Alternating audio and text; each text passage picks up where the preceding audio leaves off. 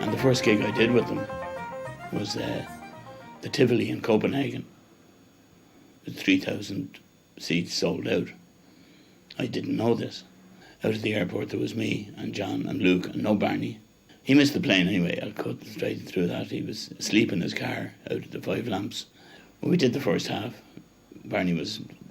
we kept getting messages he was making his way via Paris. And he made it for the second half. And stole the show, of course. You know. It's actually very funny, one of the and Barney doesn't mind me telling Barney stories at all. But you're probably familiar with the genre. I'm sure you've heard many of them. But after the show, like, nerves and everything had set in. The show was a great success.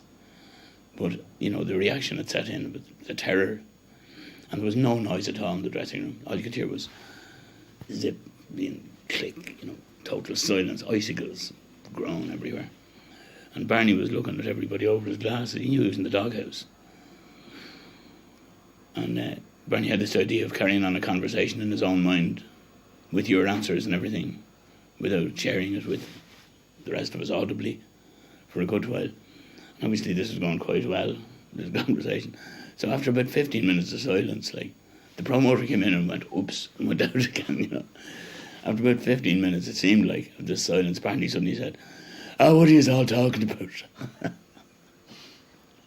And I could sort of feel myself starting to grin, you know. That's unbelievable.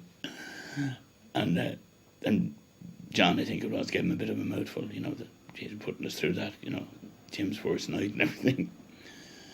And, you know, Barney, being the total diplomat, poured oil on troubled water. He said, "Sure, didn't I steal the second half?" Which made it all right. And he had a kicker. He wasn't finished with this. This was unbelievable. Like, I had three great Barney ones as well as everything else. It was my experience the first night.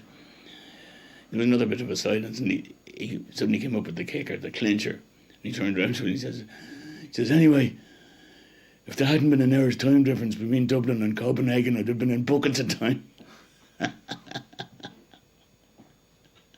The first time I went to Germany with them, I really couldn't believe it. I was astounded. Especially in Hamburg, the CCH, the nearly 3,500 people. Beautiful auditorium, stuffed.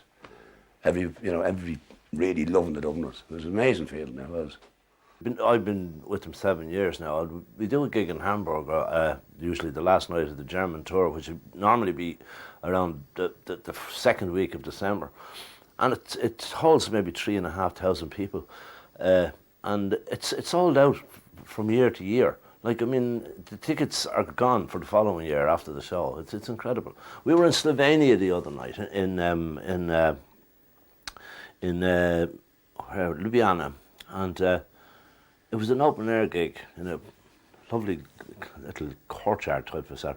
But there was 2,500 people there in Ljubljana, like, and they were all people in their 20s. Like, it was amazing, and they were up jumping around to this music. It was just incredible. I was only reflecting on this coming over on the journey, and it's just a marvel, really. Last week we were in Austria, in Vienna, and the great capitals of the world, and big theatres, and it's phenomenal, absolutely. When I think about it, sometimes I think it's not real. It's I think of all the places we've been to, and I'm only 20 years. The 20 years before that was wild. So I feel that I'm quite privileged to be in the group, and it's been a great experience, and I hope it lasts a few more years.